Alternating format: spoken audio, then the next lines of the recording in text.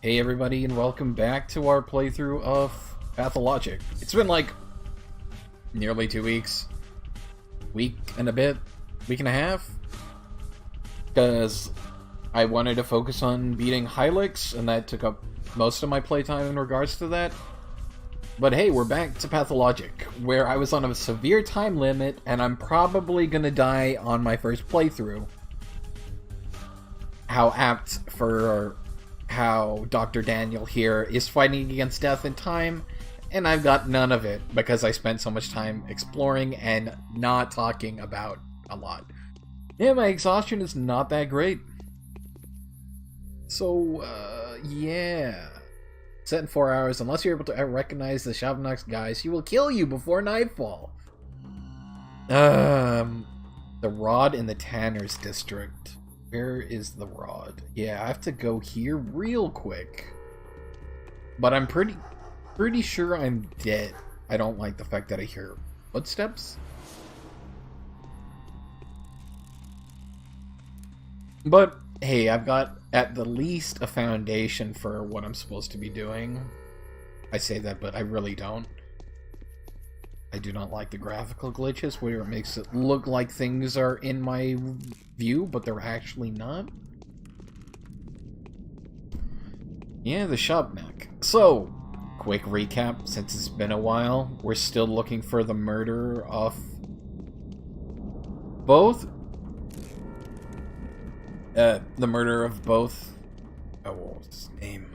Dang it.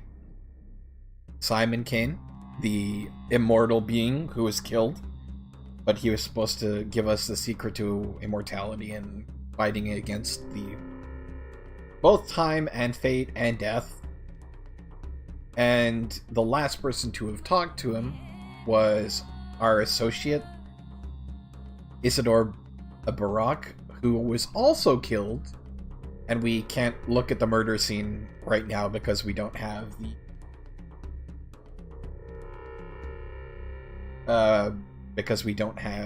the permission from... I don't remember who it was that I'm supposed to get permission from.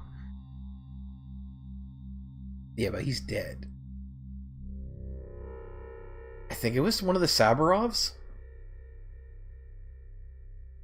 who holds domain over this area, or this section of town, and so I can't have access until I talk to them. Was it Alexander Sabarov I was supposed to get? I think so. Regardless, I can't do very much. And I'm probably going to die. But it's fine. Because this is definitely an experimentation first playthrough. I have not learned the mechanics very well at all. I don't even know where to get food. Some of the comments did help in regards to that, where I'm supposed to, like, break into houses and steal food. But I don't know how to do that yet, so we'll see. But for now, this is probably a doomed playthrough that I will eventually figure out what it is that I want to do. Yeah, so find out who killed Barak was murdered. The local authorities to seal this out. Yeah, Alexander Sabarov, who lives in this place. Taking control of the proceedings. So I can't go in unless I have permission from Alexander. Like how the Canes hold domain over the other house.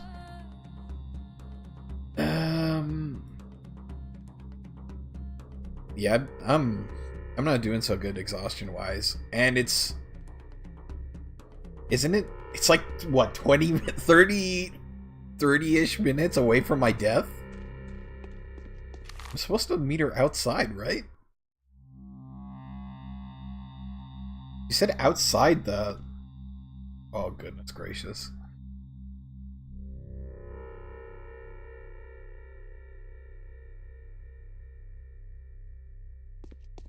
I don't want to die, but it's very likely that I'm going to die.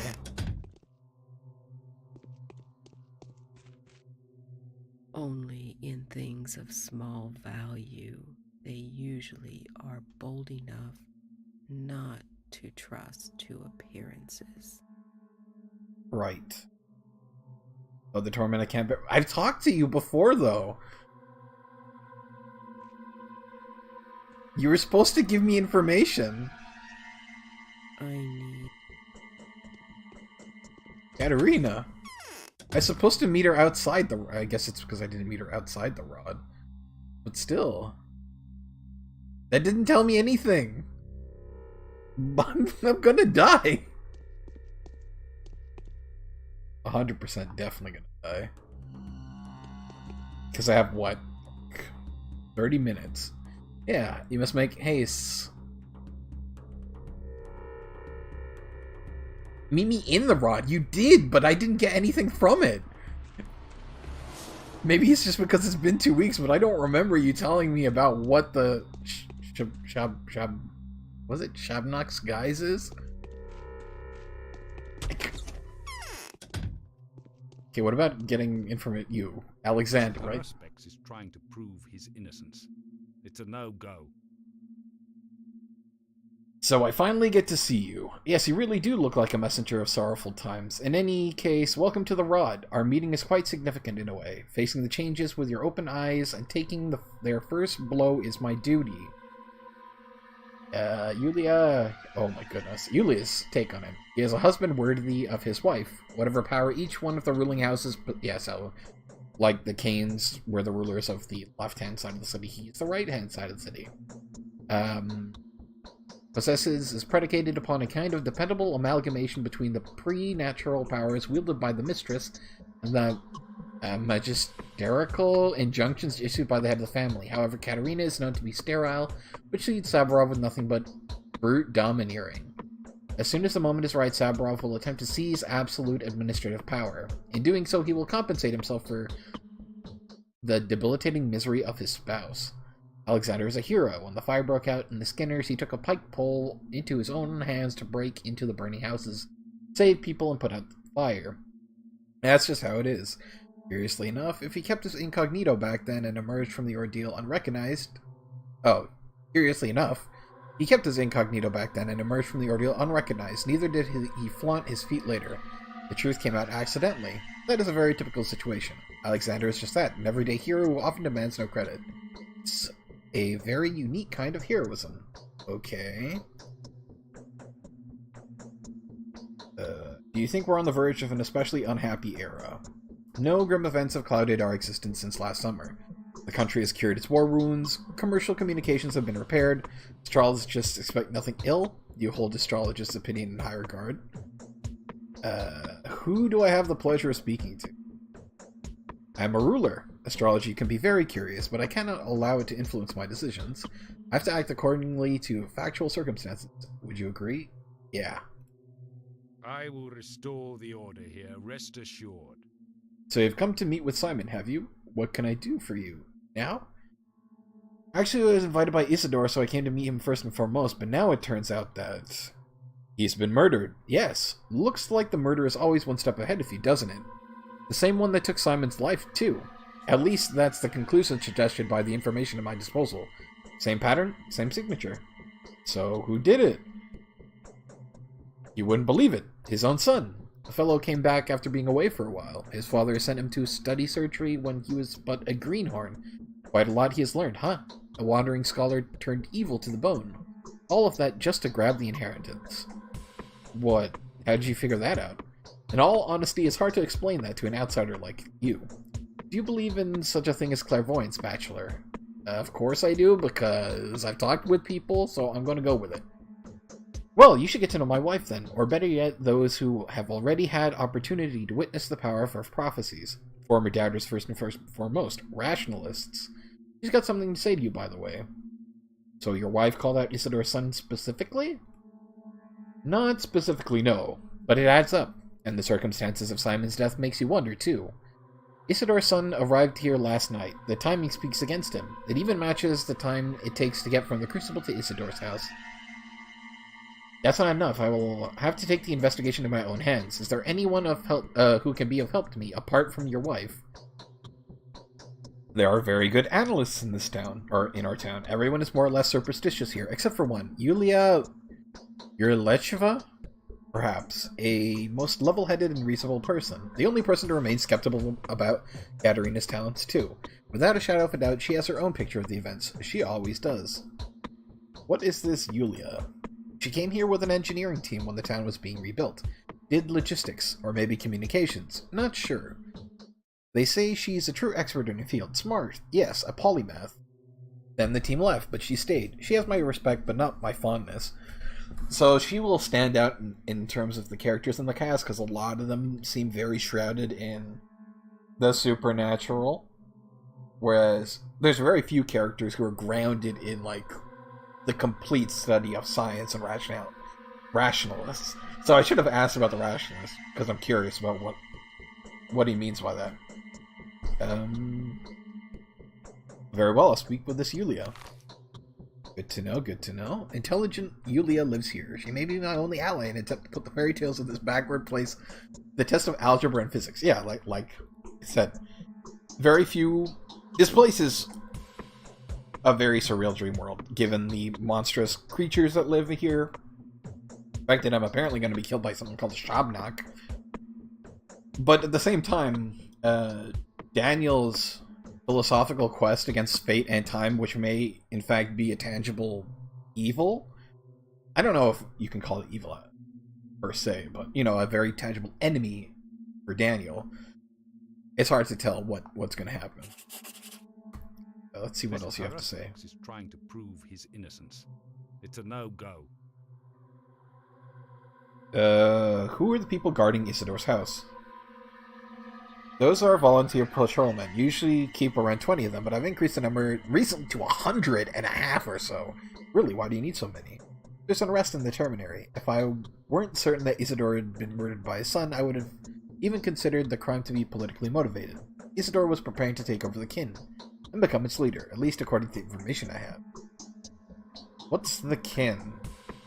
The steppe people who work in the abattoir, many of the factory workmen. An ignorant, patriarchal pile that hasn't changed much since the Stone Age. Wow. They look human enough, but if you look closer, they're just beasts. Believe me when I'm telling you that I'm not snobbish in the slightest, but there's a good reason to call them that. Okay, I see. I don't think you're aware of the fact that Isidore came to me last night, just after he had returned, and warned me that there were some ominous events ahead of us. I took that as an unofficial warning about his upcoming takeover. Curious, thank you for telling me this. There's a symbol to the order here, rest assured. Do you have weapons? No, I've just finished distributing the remaining weapons to patrolmen sent to the Bone Stake lot. Rumor has it something brewing there. The rabble are trying to catch some man-eater, all agog. But even if I had weapons, I wouldn't give any to you. Why in the world should I? So, where can I get weapons around here? No one in the town owns real weapons. What little they have is old, refitted, makeshift, and mostly non-functional, too. I doubt anyone in the town would dare fire a shot without my permission. Nothing of the sort has happened in a few years. Your effort is commendable. I didn't want to start a brawl with him. Oh, no. That means I have 30 minutes. It's freaking me out. Okay. I'm gonna make a save. Again, I may have to just restart the playthrough. What has because... this town turned into? True Why? Country of contradictions. Sure, why are you giving me that look, as if Simon's death was my fault? Oh. The outcome was to be expected, I'm afraid. Nothing... Simon was doomed. Nothing... Not anymore. Right, so I have to go find Yuria? I'm gonna go talk to Katerina and see if she does have anything to say. But I don't have much time. Like, at all.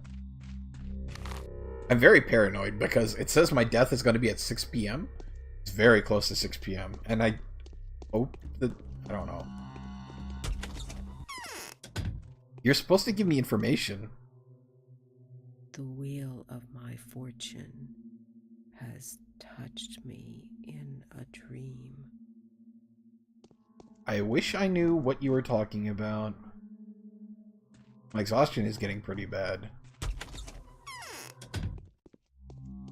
So I think I'm supposed to stop. You know what? I'm gonna... I don't know what to do. Again, this is gonna be my testing playthrough. Because I'm not entirely... I spent like 10 minutes to 15 minutes one episode just standing there, and that clearly wastes time. And time is... I mean, it didn't waste time. I was, you know, putting together my thoughts around the game. But in terms of what I could do in the game, it's not doing me any favors, given that there's such a limited time. And I can't really invest in that much. So... yeah. If something gets me in 14 minutes, I guess that's it. And then I can restart the playthrough and kind of just zip through. Because I feel like this game is highly replayable. Because look at all the different dialogue discussions you can do. Okay, Yuria. Am I just gonna collapse dead? What? Yulia, sorry. Okay. Eva Jan's take on her. Yulia is a very smart person. I can never match her intelligence. She's quiet and humble and perfect. She also possesses a very unique kind of spiritual austerity and purity. She sets the bar higher for herself than the rest. Yulia's a very intricate way of thinking. I could never think like she does. Lara's take. I find Yulia very nice, but I can't stand the way she thinks. The fatalism of hers is depressing and crushing, and it's appalling to see a mind that bright base its theories upon a false foundation. I believe that any predetermination is an insult to the freedom of choice. I guess it all goes back to the past where she worked with the Dream Party. No idea what the Dream Party is. I've seemed to have lost any capacity for observation. My mind is out of tune. Things no longer add up. Before I had no trouble forming a trustworthy tessellation out of the most imperceptible contingency. Now I simply cannot get my head around it. Could it be that I am dying? Wow, yes, it definitely means you're about to die. The steppe air is way too thick. I think that's what causes it. Oh no, Herba Tiverinae is in blossom, I grant you. But then it blooms every year. Every year the steppe is filled with stupefying vapors. The issue I am having, however, has nothing to do with fatigue or perplexity. It's just that I've lost my ability to make distinctive events coincide. Everyone has that ability? You don't seem to understand what I'm saying. Let me elucidate. A single word someone utters may precipitate the birth of their own murderer. This line of philosophizing is barely an intellectual novelty. It is particularly relevant in our neck of the woods. I sometimes feel like I could touch the notion of cause and effect with the tips of my fingers. But now I'm being tedious, I reckon. Not at all. I'm afraid it's natural. Simon was doomed. There's a lot of people saying that. So you have traveled all the way here only to find that both the people you wanted to see were brutally murdered. Is that how the story goes? I do hope that your visit is not in any way related to those most unfortunate circumstances. I have to find whoever killed Isidore and Simon, and I wanted to ask for your help. Sabarov told me you have the gift for all manner of investigative inquiry. Do you like Eva Jan? I'm certainly no better investigator than you. Never had a chance to search for a murderer before. The best art can offer is to fill in the blanks with whatever mysterious supernatural entities seem most fitting. Shabnak Adir is simply man's scarecrow. I would have followed a different narrative. What's that word, the one you just said? Shabnak Adir, you mean? The steppe demonology describes it as a kind of golem, belched up on the earth to punish all manner of delinquency. It is shaped as a young woman, but is clay and exudes bone matter. Don't tell me when I go to sleep in the house, Eva Jan's just gonna kill me. Because that's the feeling that I have. That was her name, Eva Jan, the lady in the house who I'm staying at. I've always suspected that primitive worldviews still exist in the remote corners of our country, but I couldn't imagine they would be so active. I knew you'd be exasperated by this discussion. Sacrifices, bovine tails, handful of milk teeth, and a glass beaker. You may forgive this to children and steppe people, yet having the same notions reiterated by someone surrounded by books on natural history, this must be quite vexing. How would you explain this? The answer is bound to irritate you even more. Tales are true. I mean, man, you've seen some weird creatures already in this town. I don't know why you don't accept that. So you believe all that yourself too? I do hyperbolize a little, It is beyond debate that abattoir exist. What is dubious, though, is that bovine milk and milk teeth offer genuine protection from it. Which is to say, sympathetic contrivances like this may be of some use to children and people of the steppe, but they're inexplicably ineffectuous for someone like you and me. We are too literate, too deprived of the scripture codified in ancient soil. So am I supposed to write off a bad harvest as a sign the steppe spirits are angry now? Wow, he's just like not having any of it, is he?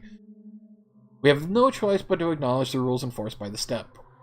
We try to ignore these rules, to place ourselves in their framework of advanced modernity, to no avail. You can call these demons what you want. You may refer to the hair eater as time, if this will make you any happier. I'm comfortable with a more juvenile vernacular. It is what I'm used to.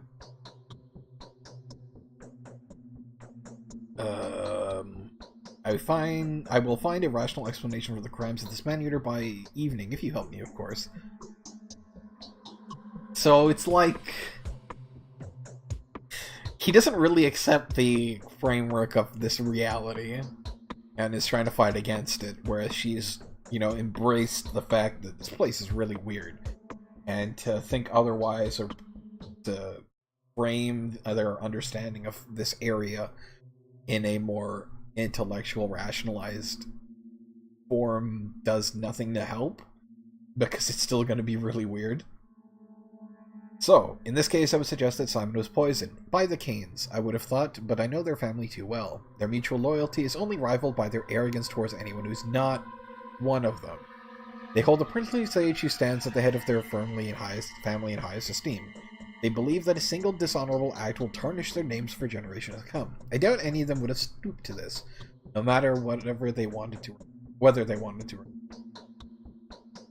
Poisoned? How did you arrive at this conclusion?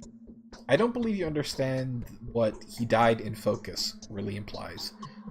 Do you know what the Cane referred to as focus? You don't seem to grasp the semantics of this term. These are the Canes for you. These kinds of innuendos are their forte. I have no idea what is a focus. The focus is anything but an abstraction. Quite the opposite, in fact. It is governed by mathematically rigid regularities. You see, no one but the owner of the focus may get inside.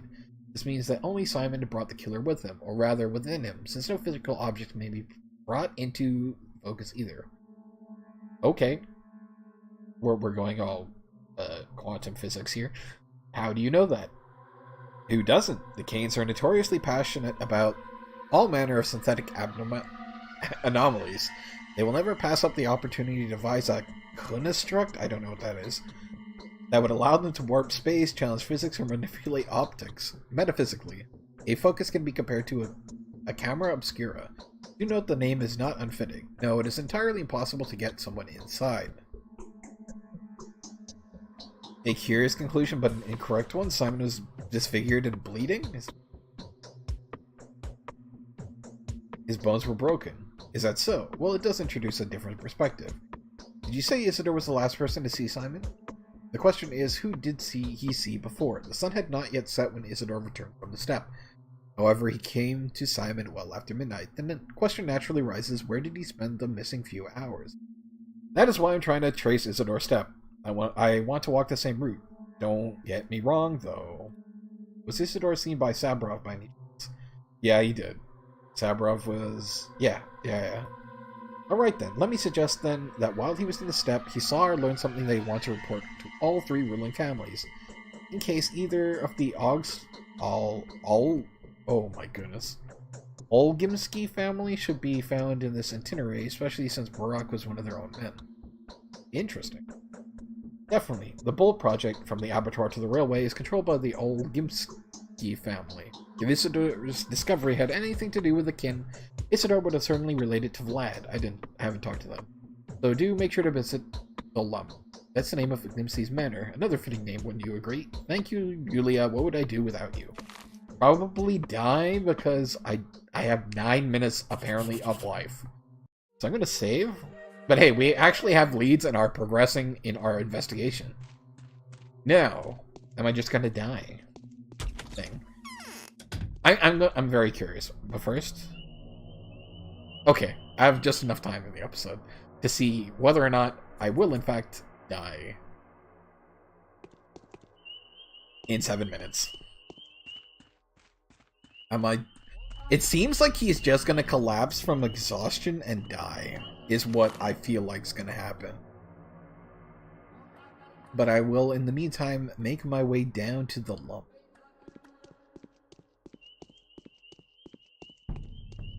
These children are mighty unsettling.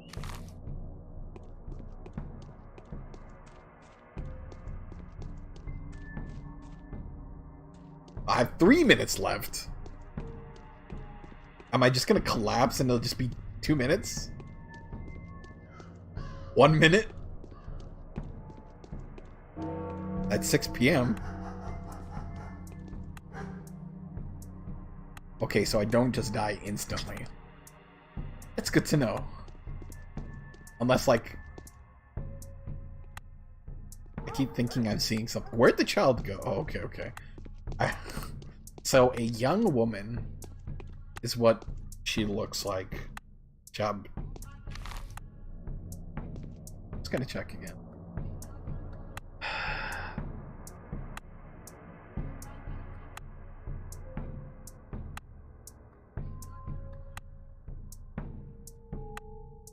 If the Celia generate a rational thought, more astute majority. If my encounter with death is so inevitable, then I should perhaps...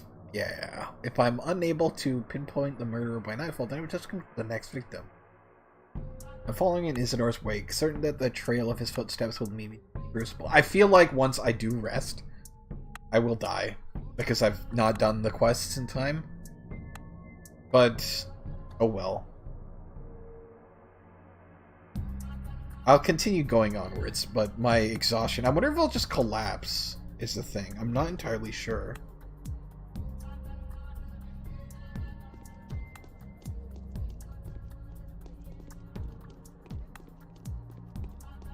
I'll just make it another save. Take a left, right. It is 6 p.m. now, so... I wonder if it means that because I did not learn the identity of the murderers... I mean, I have a vague notion of who the murderer is meant to be, if it really is meant to be Isidore's son.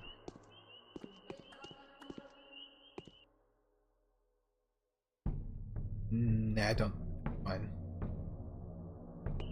I did not read his dialogue because I was just... focus on getting where I need to. I will go talk to this dude, though, and then see what information he has to say, and then call an episode.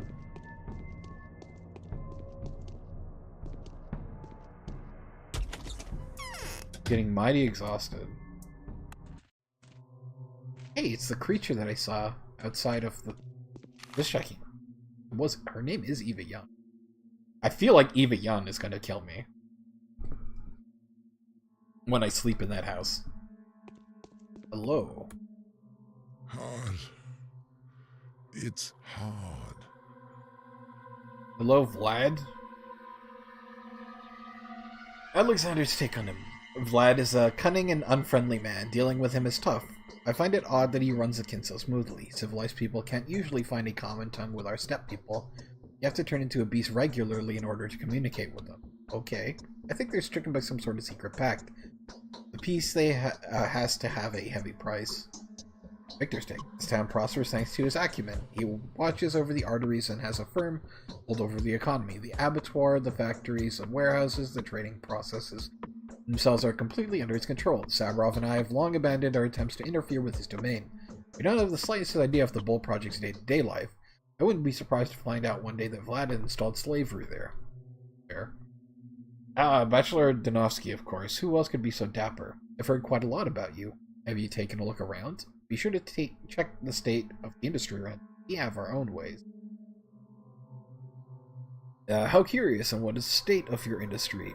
Come now, it's a complicated establishment of 1,000 years of history. A special approach is required to control such a colossus. See where I'm getting at, emissary? It would be pointless to object. I can see we're not really seeing eye to eye. The project is special. Very special. That means common standards do not apply here. That would be very naive.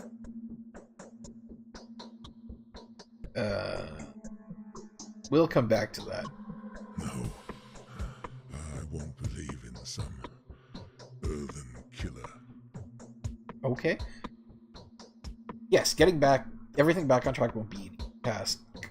I'd like to inquire about the fate of my colleague Isidore Burker, the manner of his death, to be precise. What are you implying? What is this manner you're talking about? Be so kind as to mind your own manners. I had nothing to do. Don't they say Isidore was murdered by a steppe demon? A shabnak, a deer? There was that thingy, a talon they fished out of the wound. Right, a demon. Why didn't I think of that straight away? It's so obvious. It sounds so condescending. Okay, good. No need to put on airs, like you know life. Scarcely off the train and full of scorn already. Oh, I know these big city matters full well. Yet the capital is 1,000 versts away, as is any other decently civilized place, if you catch my drift. And you didn't let me finish. So Simon was also killed by this thing? It is hard for you to believe, isn't it? It used to be hard for many. Take my boy, for example, a scoffer if I've ever seen one. And now he believes it's real. He went off his head a bit. You're in the steppe now, esteemed sir. Eastern and backwards. The dead rise from their graves here. Clay dummies dance and bulls talk. And how do we catch this creature? There must be a way, right? I have no idea. I'm not a steppe man. These animals are only as interesting to me as they are productive. All is good as long as the plow is pulled. As for how they're quacking amongst themselves, who would seriously take interest in that? Why was I cursed with a son like this? Oh my graves! Oh my sins! My grave sins! You don't seem to like the steppe people. They're dangerous, they're aggressive, and they hate everyone who isn't a steppe person. They'll jump you and kill you on the spot. They'll tear you up with their teeth and devour your flesh while you're still throwing fists at them. So if they're spotted within the town, countermeasures must be taken. So is that strange-looking creature that portraits in the front a steppe person? So what if your son, perhaps he could tell me more about this creature? Hold your horses. You want to talk to my blockhead? No, you will have nothing to talk about. He's not here, thankfully. I don't want you two to meet first. You've heard me? These are tradesmen's work. I'll stick to them. I won't leave it at that. Uh-oh. Dang. Where do I go now? No, for now. We'll call it an episode, though.